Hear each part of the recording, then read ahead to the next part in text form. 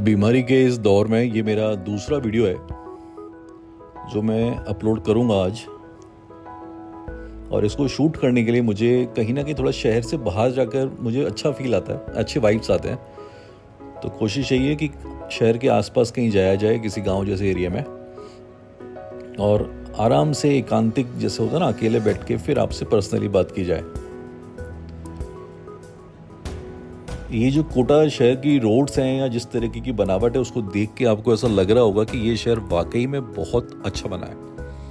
और सामने जो आपको सर्कल दिख रहा है, इसके ऊपर आपको ऐसा लगेगा जैसे चंद्रयान 3 का जो ना, उस तरीके का एक फील आ जाएगा। मतलब मुझे इसको देखते वही आया, शायद आपको भी वो फील आया होगा। और यहाँ पे जो सर्कल्स हैं ये इतने बड़े बड़े इसलिए बनाए गए हैं क्योंकि ये हिंदुस्तान का, इंडिया का अब एक ऐसा शहर है जहाँ पे सिग्नल नहीं होंगे। ये सिग्नल फ्री जोन है कोटा। यहाँ पे जो भी है सर्कल्स होंगे, इस तरीके के बहुत अच्छे भव्य सर्कल्स हैं, अच्छे फ्लाईओवर्स हैं, लेकिन सिग्नल अब नहीं है। और मोस्टली ये जो कंस्ट्रक्शन है जितना भी है, ये सब नया कंस्ट्रक्शन है। जब मैं यहाँ रहा करता था तब का नहीं है। ये जो सरोवर है ये उस टाइम पे था, और इस सरोवर के बीच में एक जल मंदिर है। वहाँ पे भी मैं गया हूँ क्योंकि वहाँ पे जाना वो नहीं है, पॉसिबिलिटी नहीं है। बहुत मुश्किल से वहाँ पे उस टाइम पे जाया जाता था, लेकिन मैं डॉक्यूमेंट्रीज वगैरह बनाता था तो मेरे लिए जाना इतना टफ नहीं था। ये बिल्डिंग भी मैंने पहले कभी नहीं देखी, ये भी नई बनी है।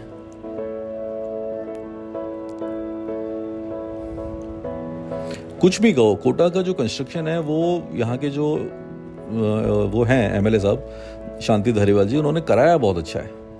अगर किसी इंसान में लगन हो तो उसकी लगन का एक सही तरीके से देखा जा सकता है कि इंसान अपने क्षेत्र के विकास के लिए एफर्ट करे तो बहुत कुछ कर सकता है। तो जहाँ तक एजुकेशन का सवाल, आप सबको पता ही है कि कोटा एजुकेशन में नंबर 1 है।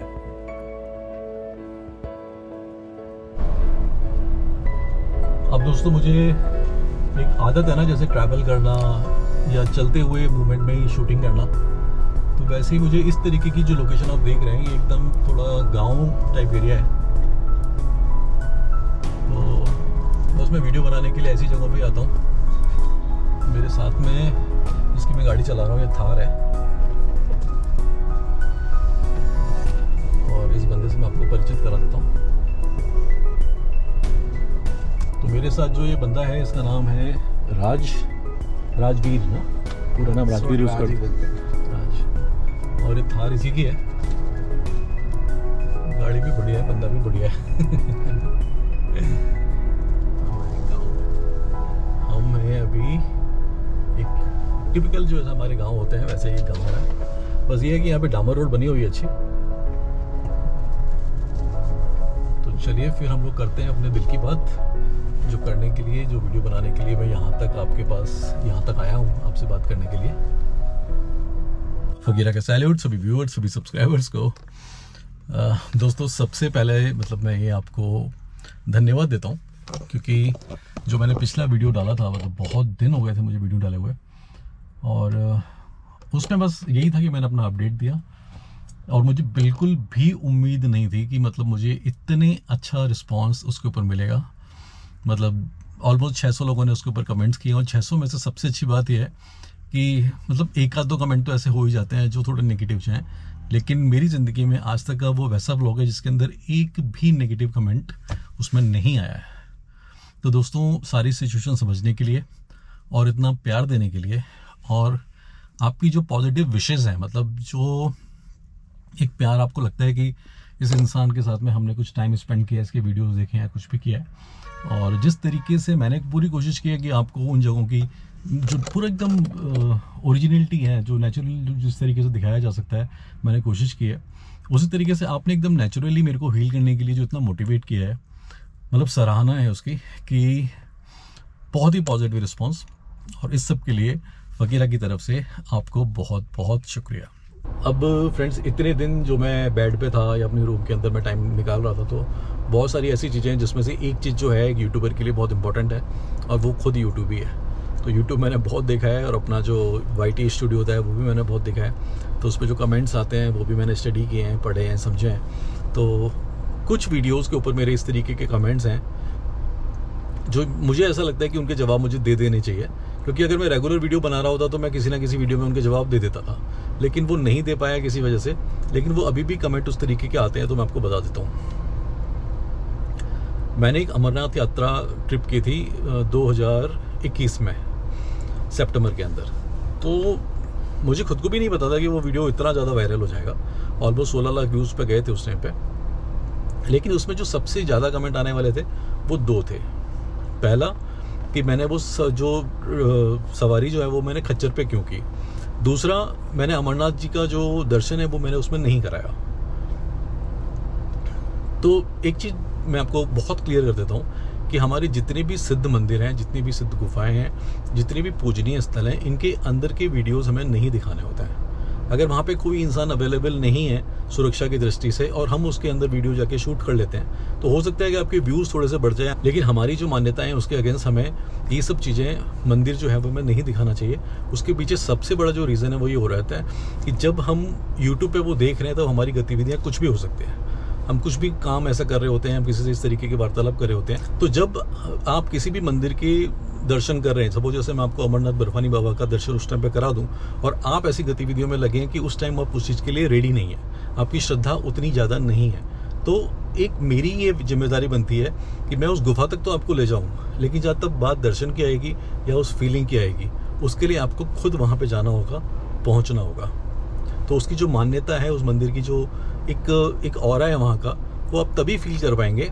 अच्छा, एक चीज़ मैं आपको और बताता हूँ, अभी अमरनाथ यात्रा चल रही है, चालू हो गई है। तो जो लाइटिंग का मैंने आपको दिखाया था, जिन लोगों ने लाइटिंग की थी, तो वो लाइटिंग अभी वहाँ पे काम हो रही है। लेकिन दोस्तों, जो इतनी यात्रा चल रही है ना, और जिस तरीके से लोग वहाँ जा रहे हैं और जो वहाँ पे हो रहा है, चाहे वो केदारनाथ हो, चाहे वो अमरनाथ जी हो, लेकिन दोस्तों इतना टूरिज्म वहाँ जा रहा है, तो इतना मतलब ऐसा तो मैं क्या बोलूँ, आप भी लोग सब समझते हैं, आप लोगों को भी सारी वायरल जो वीडियोस होते हैं, जो फुटेज होते हैं वो आते हैं। तो दोस्तों, मैं आपसे यही रिक्वेस्ट करूँगा कि जब भी आप ऐसी जगहों पे जाएं तो घूमने के हिसाब से ना जाएं। मतलब उसको आप ऐसा प्लान ना करें कि आपके हॉलीडेज़ हैं और आप इनको प्लान करने के लिए जा रहे हैं, फिर आप बहुत सारा यूट्यूब कंटेंट बनाएंगे या इंस्टाग्राम पे रील्स बनाएंगे, या भगवान जी तो पीछे रह गए, आप उनको पीठ दिखा के अपने सामने कैमरा करके, जिससे भगवान जी भी दिख जाएँ पीछे और आप कैमरे की तरफ मुँह कर रहे हो, इस तरह से उनका अपमान भी ना करें। मतलब बहुत सारी ऐसी चीज़ें हैं जो हम जाने अनजाने कर देते हैं, मत कीजिए। दूसरा पॉइंट जो था वो था खच्चरों का। दोस्तों, जिस टाइम मैंने वो यात्रा की थी, तो पहली मेरी कंडीशन ये थी कि मुझे उसी दिन वहाँ पे पहुँचना था और उसी दिन उस टीम के साथ में जो वहाँ पे काम कर रहे थे, जो वहाँ पे कॉन्ट्रैक्टर थे, जिन्होंने पूरी लाइटिंग वहाँ पे की हुई है, उसके साथ में वापस आना था। तो मेरे लिए एक दिन में जाना आना, या किसी के लिए भी एक दिन में जाना आना इतना इजी नहीं है, इतना इजी पॉसिबल नहीं है। तो मेरे को वो खच्चर पे ही जाना था। दूसरा पॉइंट उसके अंदर कि जब मैं उस जगह पे उस टाइम पे गया था, तब वहाँ पे टूरिज्म नाम की कोई चीज़ नहीं थी। तो उन खच्चर वालों के पास में कुछ भी वर्कलोड नहीं था।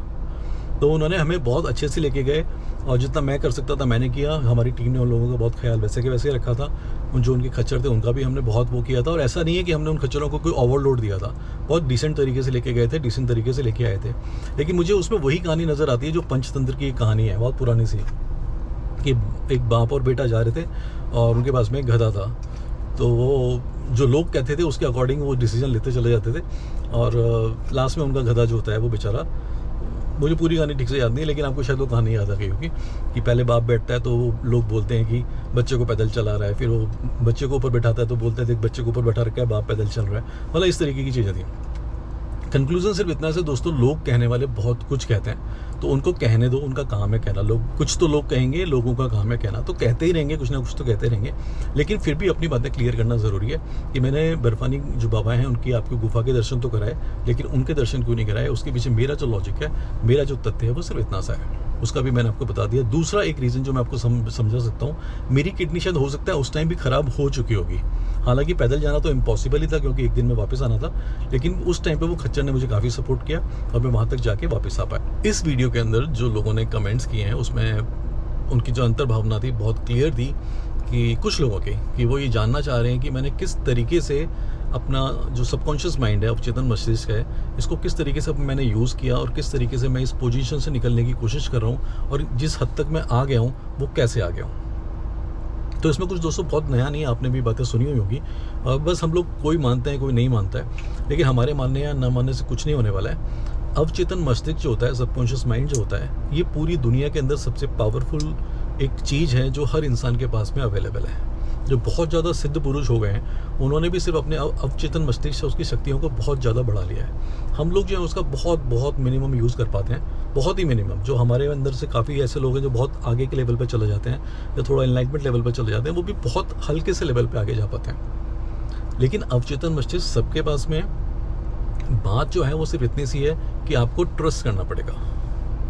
ट्रस्ट करना होगा कि आप में भी वो पावर्स हैं, आपके अंदर भी वो चीज़ें हैं जो आपको किसी भी परिस्थिति से निकाल के आगे ले जा सकती हैं। चाहे वो आपकी फिजिकल कंडीशन हो या आपके आसपास की कोई भी कंडीशन हो या आपके रिलेशनशिप से कोई भी जुड़ी हुई कोई भी कंडीशन हो, आप सब तरीके की मुसीबतों से निकल सकते हैं, अकेले ही निकल सकते हैं। इसका डिटेल वीडियो जो होगा वो मैं आपको नेक्स्ट वर्जन में बता दूंगा कि हम कैसे क्या कर सकते हैं। लेकिन अभी किडनी से जुड़ी हुई बात करने के लिए मैं आपको बता देता हूँ कि किडनी में मैं ऐसी क्या चीज़ें कर रहा हूँ जो मुझे हेल्पफुल हो रही है। सबसे ज़्यादा ज़रूरी जो पॉइंट है दोस्तों वो ये है, जो मैंने महसूस किया कि जब भी ऐसी कोई कंडीशन हमारे सामने अचानक अकस्मात आके सामने खड़ी हो जाती है तो हम उसके लिए रेडी नहीं होते हैं और कोई भी इंसान घबरा जाता है। मेरे को भी ऐसा लगा कि यार ये कौन सी मुसीबत सामने आ गई कि घर वालों के चेहरे ही एकदम उतर गए। मतलब आसपास जो भी सराउंडिंग में सुन रहा है उसके सबके चेहरे ही उतर गए। डॉक्टर ने बोल दिया कि 7 से 10 दिन के अंदर अगर ट्रांसप्लांट नहीं कराया तो आपकी जान जा सकती है, तो आपको ये ट्रांसप्लांट करा ही लेना चाहिए। तो ऐसी कंडीशन में कोई भी इंसान होगा वो टूट जाएगा। लेकिन अब मेरे ऐसे भी कुछ लोग होते हैं जो साफ मना कर देते हैं कि भैया तू तो मेरे बाहर जाने दे अपने क्लिनिक से या अपने हॉस्पिटल से, बाकी का जो होगा वो मैं देख लूँगा। क्योंकि उसका रीज़न ये था कि उन्होंने मेरा फ़ोन भी अंदर जमा कर लिया था आईसीयू के अंदर, तो मैं कुछ कर ही नहीं सकता था। हाथ पे मेरे पट्टे वट्टे बांध दिए थे कि उन्हें डायलिसिस करना था। तो डायलिसिस के लिए जो चीज़ें लगती हैं वो मैंने उसमें लगने नहीं दी। मैं बाहर आया, फिर मैंने सबसे ज़्यादा जिसका सहारा लिया, जो आप और हम सब लेते हैं, वो है हमारे गूगल बाबा।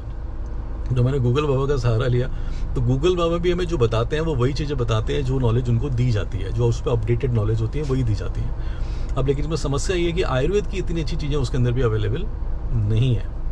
लेकिन कोइंसिडेंसली, मैं आपको किसी का नाम तो नहीं लूँगा, लेकिन हमारे जो स्वामी जी हैं जो आयुर्वेद से जुड़े हुए हैं, उनकी एक लाइन मुझे समझ में आ गई थी कि एलोपैथी के अंदर किसी भी बीमारी का कोई स्पेसिफिक इलाज नहीं है। मतलब वो बाय प्रोडक्ट है, आपको ये दवा दे देंगे तो दूसरी बीमारी हो जाएगी, इससे निकालेंगे तो कुछ हो जाएगा, उससे निकालेंगे तो कुछ हो जाएगा। तो फिर मैंने रिसर्च आयुर्वेद के ऊपर करना शुरू किया। और जैसे हम बोलते हैं ना कि अच्छा गुरु को हम नहीं ढूंढते, अच्छा गुरु खुद हमें ढूंढ लेता है। या भगवान तक आप नहीं जा पाते, जब आप भगवान को पाने लायक हो जाते हैं तो भगवान खुद आपको सर्च कर लेता है, खुद आपको पकड़ लेता है। तो वैसे ही एक घटना घटी जिसमें वैद्य जी को मैंने नहीं ढूंढा, वैद्य जी किसी ना किसी तरीके से मेरे कांटेक्ट में आने थे और मेरे छोटे भाई के थ्रू वो मेरे कांटेक्ट में आए और फिर मेरा उनसे परिचय हुआ और उन्होंने जिस तरीके से मुझे रिस्पॉन्स किया। हाँ, एक चीज़ और, ये मेरे वो वैद्य जी नहीं है जिनसे मैं पहले ही मिल लिया था। पहले भी मुझे कुछ वैद्य का पाला पड़ा, तो वो वैद्य प्रोफेशनल वैद्य नहीं थे। इसमें मैं आपको एक चीज़ बता सकता हूँ, आयुर्वेद के नाम पे भी हमारा जो प्यारा हिंदुस्तान है, हमारा प्यारा जो इंडिया है, इसके अंदर 80% फ्रॉड ही हो रहा है। मतलब फ्रॉड ही है, इसीलिए लोगों का आयुर्वेद के ऊपर ट्रस्ट जो है उतना नहीं जम रहा है। क्योंकि रीज़न ये है कि इसके नाम पे उन्होंने हज़ारों रुपए के ट्रीटमेंट बना रखे हैं, लाखों रुपए के ट्रीटमेंट बना रखे हैं, अलग अलग नाम से आप समझ सकते हैं। और उन ट्रीटमेंट के अंदर कुछ भी ऐसा नहीं है कि जो आपको बहुत जल्दी क्योर कर दे। आपको आयुर्वेद के पुराने जो वैद्य हैं इनको ढूंढना पड़ेगा। अब पुराने वैद्य हर जगह आपको हर सिटी के अंदर मिल जाएंगे, ऐसा नहीं कि नहीं मिलेंगे। और उनके जो ट्रीटमेंट होते हैं वो बहुत सस्ते ट्रीटमेंट है। मेरा जो इसका किडनी का इलाज चल रहा है कोई बहुत महंगा इलाज नहीं है। इस पर बस मुझे जो ध्यान रखना पड़ता है वो दवाइयाँ एकदम टाइम पे लेनी है और एक डिसिप्लिन जो होता है वो आपको मेंटेन करके रखना है। किसी भी बीमारी से कभी भी निकाल सकता है, चाहे वो कैंसर हो, चाहे वो लीवर हो, चाहे वो किडनी हो या बाकी किसी भी तरीके की कोई भी प्रॉब्लम हो, आयुर्वेद आपको सब जगहों से क्योर करके निकाल सकता है। एक दोस्तों दिल से जुड़ी हुई आपको बात बताता हूँ। 2012 की बात है। उस टाइम पे मैंने एक एनजीओ बनाया था, उसका नाम मैंने परमात्मा रखा था, परम आत्मा। तो किसी वजह से मैं उसको रन नहीं कर पाया, काफ़ी सारे कॉम्प्लिकेशंस थे। लेकिन उसके विंग का नाम था, उसका नाम मैंने रखा था एक उम्मीद। उसमें मैं जो लोग डिप्रेशन में चले जाते थे या जिनको सुसाइडल ऐसा लगता था कि उन्हें मर जाना चाहिए, ज़िंदगी किसी काम की नहीं है, तो उससे रिलेटेड मैंने एक काउंसलिंग के लिए मैंने एक हेल्पलाइन नंबर डाला था, वो खोला था। और काफ़ी अच्छी तरीके से हम लोग इंडिया भर के अंदर काम कर रहे थे। हमारे साथ वॉलंटियर थे मेरे साथ में, तो पूरी टीम थी हम लोगों की। और उसमें हम लोग, हमारा जो फ्री टाइम, मेरा फ्री टाइम होता था रात के अंदर, तो रात, अच्छा उसका टाइम भी 11 से लेके सुबह 5 बजे तक था, क्योंकि इस तरीके के जो थॉट होते हैं वो रात को ज़्यादा आते हैं। तो उसमें वो हेल्पलाइन मैंने रन की और जितना अच्छा काम हम कर सकते थे हमने पूरी कोशिश की, और पता नहीं कितने लोगों की हम उस टाइम पे मदद कर भी आए। फिर उसके बाद में सब कुछ स्मूथ था, चलता रहा। फिर बात आ गई ये लॉकडाउन की। तो लॉकडाउन में मुझे सोशल मीडिया के थ्रू ही पता चला कि भाई आपको लोगों से अपनी जो परेशानियाँ होती हैं, अपने अंदर की जो प्रॉब्लम्स होती हैं, वो अपने दोस्तों में, फैमिली में किसी से शेयर करनी चाहिए। अब दोस्तों कहना बहुत आसान होता है, लेकिन हमारी ज़िंदगी में हज़ारों ऐसी बातें होती हैं कि वो हम हमारे पास बैठे हुए इंसान से भी शेयर नहीं कर सकते, जिसमें हमारा मन जो है वो पूरी तरीके से अटक जाता है, फंस जाता है, और बाकी तरीके के थॉट्स आना तो बंद हो जाते हैं। बस वही थॉट हमारे दिमाग में चलने लगते हैं। फिर जो स्थिति होती है डिप्रेशन की तरफ जाती है, फिर और भी बुरी स्थिति बनती है। तो फिर मैंने उस टाइम पे टिकटॉक के ऊपर एक हेल्पलाइन शुरू की थी। मतलब टिकटॉक पे मैं वीडियोस बनाता था और फिर मैं लोगों से बात करता था। अब दोस्तों मेरे साथ वैसी ही कंडीशन ऑलमोस्ट दोबारा है, जिसके अंदर मैं फिजिकल एक्टिविटीज़ बहुत ज़्यादा नहीं कर सकता। तो पहले जैसे मैं आपको नेचर से कनेक्ट करता था, नेचर से जोड़ने की बातें करता था, लेकिन अभी जिस जगह पे मैं बैठा हूँ, जिस तरीके की कंडीशन में मैं बैठा हूँ, कुछ दिन, ऐसा नहीं है कि बहुत ज़्यादा दिन, लेकिन जितने भी टाइम अभी मैं बैठा हूँ, तो इसमें मेरा नंबर जो है वो मैं आपको दिखा देता हूँ। तो आप मुझसे कांटेक्ट कर सकते हैं, फिर हम टाइम शेड्यूल कर लेंगे। उस टाइम पे फिर आप मेरे से बात कर सकते हैं, लेकिन आप उस पे फ़ोन पे व्हाट्सअप कीजिएगा, कॉल मत कीजिएगा। व्हाट्सअप तभी कीजिएगा जब वो सवाल आपकी आत्मा से निकला हुआ हो, आपके अंतर्मन की परेशानी से निकला हुआ हो। आप ऊपर मन में ऐसा सवाल आया कि दुनिया किसने बना दी, आपको मन में सवाल आया कि बारिश होगी कि नहीं होगी, या आपके मन में ऐसा सवाल आ गया कि जो फ्लड आया है उसके पीछे रीज़न क्या है। इस तरीके के सवाल नहीं, सवाल आपकी आत्मा से जुड़े होने चाहिए और बहुत ज़्यादा व्यक्तिगत होने चाहिए, क्योंकि ज़िंदगी में सबसे बड़ी जो प्रॉब्लम्स होती हैं वो हमारी व्यक्तिगत प्रॉब्लम होती है। तो अगर इस तरीके की किसी भी तरह की समस्या में, चाहूँगा तो ये कि आपको किसी तरह की कोई समस्या ना हो, लेकिन अगर है तो आप मुझसे पर्सनली कांटेक्ट कर सकते हैं व्हाट्सएप के ऊपर। और भी सबसे अच्छा ये है कि आप मेरे को व्हाट्सएप पे वॉइस नोट सेंड कर दीजिए, मैं उसको सुनूंगा और फिर उसके अकॉर्डिंग आपको शेड्यूल दे दूंगा, या फिर हम लोग वॉइस नोट के थ्रू मैं आपको रिप्लाई भी कर दूंगा। इस ये जो कॉलिंग रहेगी, इसका मैंने नाम जो रखा है वो रखा है एकांतिक संवाद। मतलब ये मेरे और आपके बीच का एक पर्सनल संवाद होगा, जिसके अंदर आप कुछ भी चीज़ शेयर कर सकते हैं। मैं अपनी नॉलेज या जो भी मैंने अभी तक इस कुदरत से सीखा है, या जो भी मेरी ट्रैवल के दौरान मैं जितना भी कनेक्ट कर पाया हूँ नेचर से, उससे रिलेटेड जो भी मेरे पास आंसर होंगे आपकी समस्या से रिलेटेड, वो मैं आपको देने की पूरी कोशिश करूँगा। तो दोस्तों, आपको लगता है कि आपको इस तरह के कंटेंट को अगर आगे बढ़ाना चाहिए या शेयर करना चाहिए, तो आप सब्सक्राइब कर सकते हैं फकीरा Riders. Keep riding with life. Be simple, be natural.